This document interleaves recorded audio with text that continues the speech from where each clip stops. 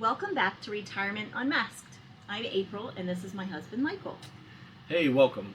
So today we're going to talk about something that could be a little bit controversial. So we're going to just do our very best to talk about it in a way that is truthful, positive, and uplifting. It's something that almost every retiree from law enforcement, fire, EMS, corrections, any public safety experience has had to gone through and come to terms with. And what we want to talk about today is basically from my experience, my observations, as well as your experience as a public safety spouse, and also your observations, because we've spent a long, long time together, over 30 plus years together. Yay. Yep. So, welcome to our channel again. Talk about observations with how, over 35 years in public safety, and both being a retiree and also still involved in public safety with another department in another role, we want to talk to you today about the Brotherhood and the Sisterhood in public safety. Talk about some great things, some not so great things, and maybe a few ugly realities about the Brotherhood that some of us have experienced and some of us need to consider. So, if you're still on the job, if you're close to retirement, if you're already retired, you've probably stepped away and felt some sort of way about this term brotherhood. And please, if this video resonates with you, if it hits a nerve, please share your story, how you coped with your feelings about the brotherhood, whether it's still alive in your life or whether it's died out and you have a little bit of a feeling about that as well. So, just a little bit about me and April. So, I retired from the Maryland State Police after over 25 years of service. I immediately, the day after I retired from the State Police, it was a calculated decision. I took a job with another large public safety department, but not in a sworn law enforcement role. It was basically as a civilian with this other department. And what I'm going to share today, I wish someone had told me before my last day with the Maryland State Police. It would have helped me process things better. So, when you come out of the police academy, it feels like you've been adopted into something that's just bigger than yourself. And from the time you start any academy, police, fire, whatever it is, they tell you you're joining something bigger than yourself. And that is 100% true. It's bigger, it's more powerful, it's worthwhile. It's a wonderful thing. Public safety is a wonderful thing. When you graduate from whatever public safety academy, you're told over and over, welcome to the family. Instructors who you thought hated your guts 6 months ago when you started, they're now coming up to you and they want to meet your family. They want to meet your parents. They want to meet your spouse. They want to congratulate you. They want to share a funny story with you. They never really hated you. They wanted you to, quote, earn your right into the family and into the brotherhood. I've told you stories about this. Yep. Some of them are funny, some of them not so funny. But also at graduation, all the way up to the highest ranking member of the department, they will welcome you into the family. And honestly, for me, in my young 20s, it was a beautiful and a wonderful thing. In the academy, I had classmates. We went through hell together. You did too. It was a horrible time, funny time. Then you get out on the street in police work, you run calls together. On the fire side, you're running calls together. You celebrate holidays either at the barrack or the police station or the fire station. You share traumatic incidents together. You see some really horrible things. You see some absolutely hilarious things. And the brotherhood develops kind of a dark humor. And you need to have that to help you survive it. You spend more time with your patrol shift than you do with your own family at times. Those early years when we were married, we didn't have any damn money, so I was working overtime. I was gone all the time, but I was around my work family. I got very close to them. We had bonds that felt unbreakable. The reality of it is, in public safety, your life depended on these other people. Absolutely. Yeah. Yeah. And from the spouse's perspective, it really did feel like We married into a huge extended family. Yeah. You know, barbecues, weddings, funerals. The wives and moms all knew each other. We were all living the same middle class, chaotic life. Some Pure of us chaos. were stay-at-home moms. Some of us had full careers. Some of us were still in school, but it was the public safety life. It became our whole world. It was our whole world. Yeah. So it was the brotherhood at work, and then it was like the familyhood or the sisterhood or whatever you want to call it, outside of work. But here's the part that no one really wants to say out loud, and this is true. The brotherhood is 100% real, but like any relationship, it is conditional. And let me explain that before you click away and watch a video of a cat riding a skateboard or a dog surfing or something else that's just more amusing than what we're talking about. The brotherhood, it's not conditional in a bad way, and it doesn't necessarily betray you, but I needed to come to terms with the truth about the brotherhood, and that is it's tied to the job.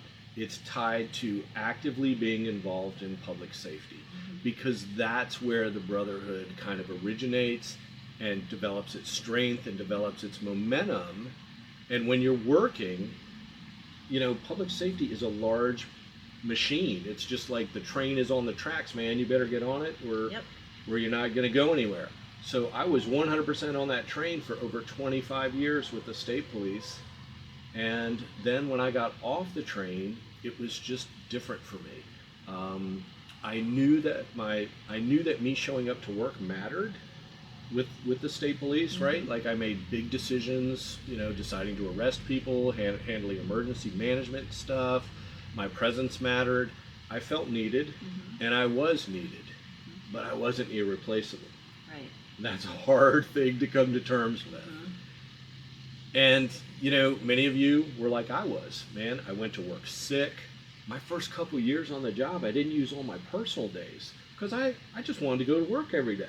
Now I use all my personal days really quickly so that you and I can spend time together.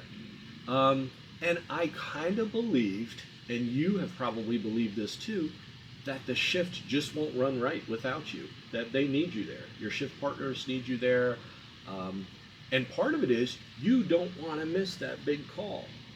You don't want to miss out on that large fire, that hostage barricade situation. You want to be there firsthand because you are part of the brotherhood.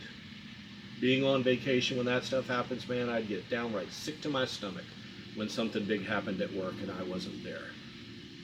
But, you know, your identity often becomes confused with your title and your role as a public safety member.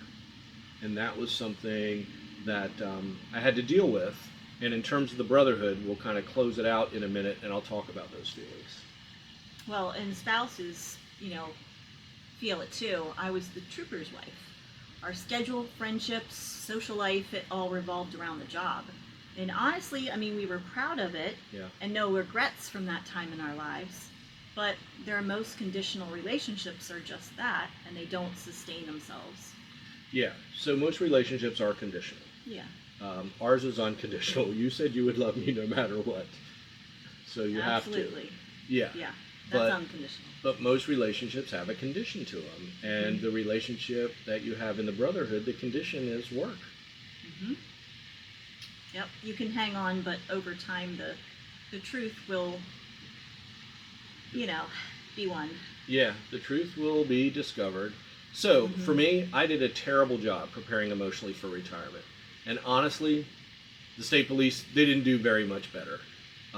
It's funny because you get 6 months of intense academy training. 6 months. State police was a living academy. It was intense. So I can't even add up the hours. And then you go through not only the academy, but then you go through 20, 25 plus years of experience. And then either you're in the drop or you're going to do a standard retirement. It's time to retire. And what does your department offer you?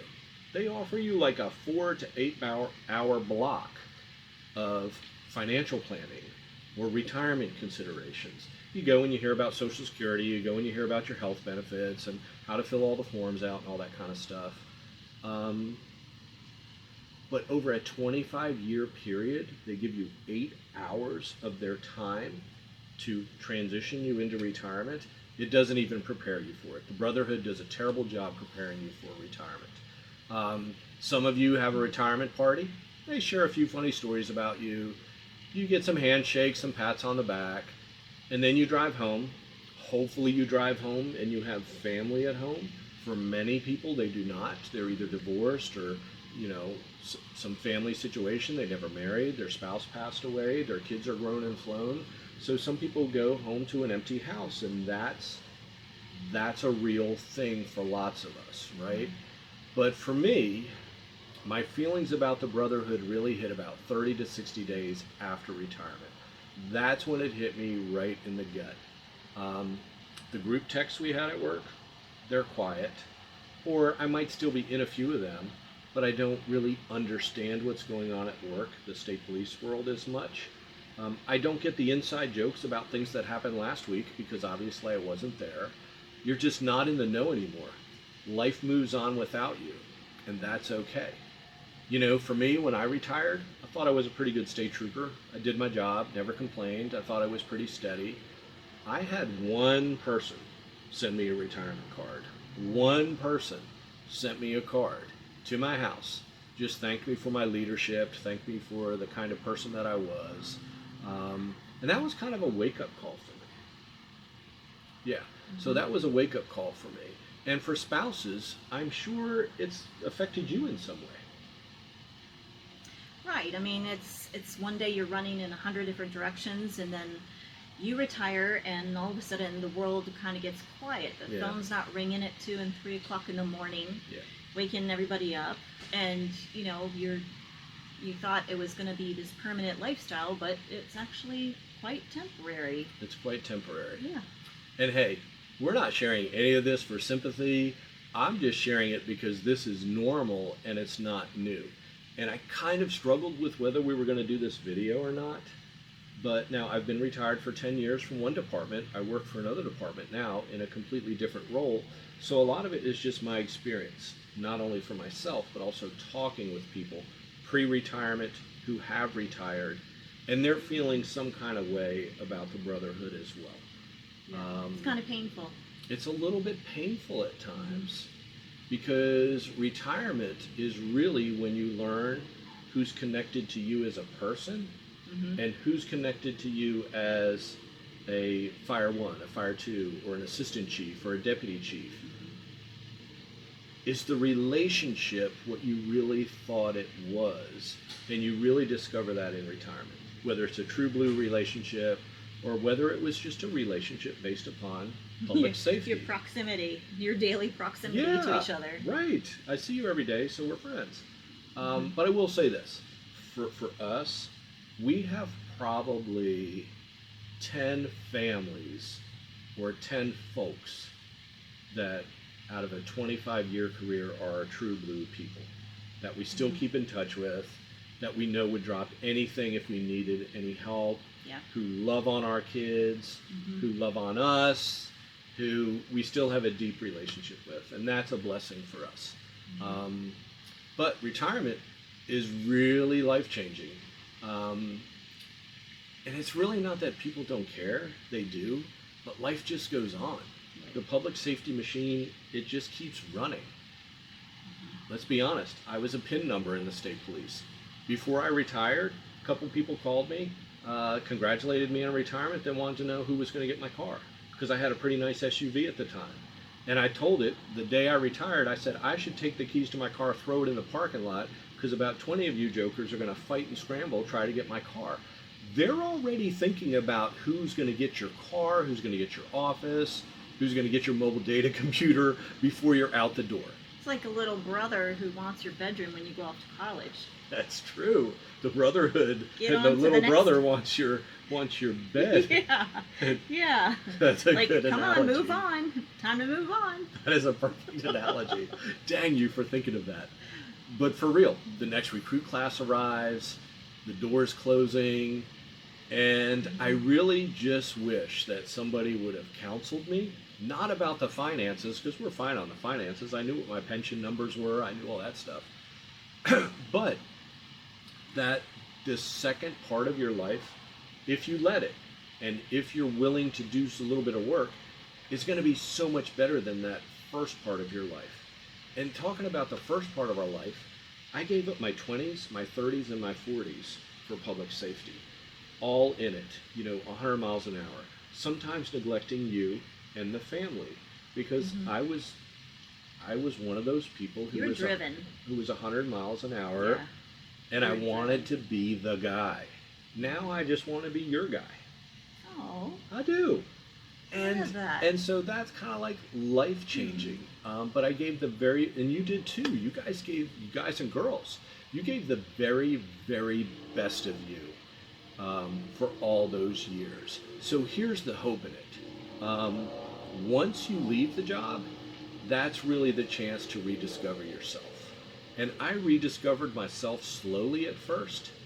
I discovered hobbies that I enjoyed, rediscovered things that we enjoyed doing in our 20s together before we started the family and having kids. Quite frankly, you're going to start sleeping through the night. My blood pressure dropped. My personality just relaxed. I True. was no longer True. Mr. State Trooper.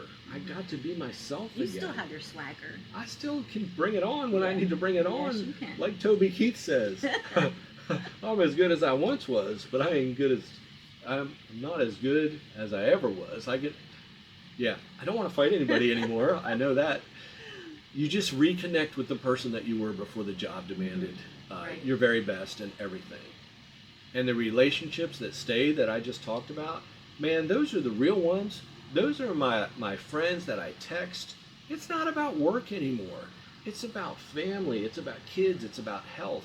It's about our friendships. It's about going on trips with my guy friends and just having really good, deep conversations with other men. For me. That's why I put the reel up the other day with you from your fishing trip, because that really meant something to you. Yeah. Like spending time with the guys and doing That stuff was a great trip. with them is important. Yep. Very important. So, But then you start building a new circle around you of friends, and as the family grows and the nieces and nephews start having babies, you're spending more time with new people and then continuing the deep relationships that you're keeping. But the friends who like you for who you are now, not the badge or the rank that you used to wear. people I meet now, they don't even know what I used to do for a living. And some of them will even say, man, I really don't see that in you, because I'm happy, right? Well, they don't see that uniformed side of you that's serious. And, Yeah. But So, honestly, these relationships now kind of feel deeper because much deeper. they're not based on what you can do for someone. Yeah. Right. So here's the positive message. Do not wait until the day you retire to rebuild yourself. Start now. Reconnect with old passions, old hobbies, things that you like to do. Create new routines for yourself. Build a life outside of public safety. I cannot stress that enough. Build that life now. If you're still on the job, start building it. If you're recently retired and you're feeling some kind of way, reach out to some of those very best friends you have in the department, but also reach out to people who've already retired and ask them how they transitioned once away from the Brotherhood. Because if you're holding on to this this concept or this idea that the Brotherhood is always going to be there for you, in my experience, you're going to be let down. You're just going to kind of plod along. You're going to hang on. Now, this isn't to say don't go to retirement luncheons and don't go to things, because the bonds that you build with these people, they're real. They were forged in fire. They were forged in police work. They're wonderful relationships. But there is a saying, and I say it all the time, when you're in, you're the best. When you're out, you're a pest. And it's true in a lot of ways. When you're in the police work, you're in the mix. When you leave, the train is moving, and it doesn't need you in any of the seats anymore. Somebody else has taken your seat, and you just got to come to terms with that. Let the truth about the Brotherhood settle in. Take your next steps forward, because there definitely is life after public safety. It's better than I would have imagined, And guess what? I control it. The schedule doesn't control it. Stupid events no longer control it that I have to respond to and be away from you for 2 or 3 days. I'm more in control of our lives now, or my life. It's given you and I freedom. It's given you and I health, the ability to travel, sleep better, and to finally live. And every one of you, you've been in it, whether you are getting ready to retire, whether you've already retired, you've earned it. You deserve that space to breathe and to step away from the Brotherhood and just find some other things that you enjoy. And by in no means am I saying to like do away with those friendships that you developed, but it's just different. It's just not the same. And I'd really like to hear other people's perspective of this. I've heard hundreds of perspectives on this, and that's why I felt like we needed to do this video, because I have had some friends recently who left public safety, and they, quite frankly, they didn't prepare themselves adequately. And they experienced a sense of despair and emptiness over the relationship ending, the Brotherhood ending, and just not being in the mix anymore. But they worked, every one of them has worked themselves out of it and have come out. It's almost like, you know, when your big brother holds your head underwater at the pool and you come up for breath and you're just gasping for that breath, and it's like you just want to drink it in. And that's what it's like when you finally see all that life has to offer you after you leave public safety. It's just an amazing thing. Yeah, I think people do go through this time of like floundering. Yeah. You know, and it takes some time to find themselves again. Yeah. Yeah, unless they're super prepared and they've already joined a club and a group and a, you know, faith-based organization or the neighborhood HOA. Don't. Yeah.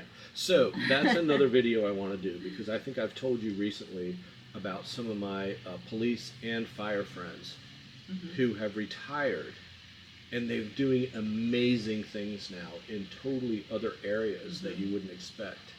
And they're just so, those stories just are so successful to me, and they're so empowering to me that I really want to tell those stories. Yeah. Some people are authors, some people are financial planners of all things. Some have opened up their own jiu-jitsu schools, massage therapists. From a guy who was a real warrior, he's now a massage therapist. I just think that is so cool. Got to get him on the channel. So just really good stuff going on. So circle back to, you know, family. Family is really important to us. If this video about the Brotherhood has helped you in any fashion or reminds you of someone that could maybe use it coming up on retirement, please share it. It's a conversation that every public safety retiree needs to hear, but almost nobody wants to talk about. It's kind of like the forbidden thing. Please subscribe, leave us a comment. Or comments. We'd love to hear comments. Yeah, we need more comments. Yeah, definitely. Tell us the part of retirement that surprised you the most. Yeah. And here's to a week filled with new adventures, cherished memories, and boundless joy. Have a great week, and thanks for watching. Thank you.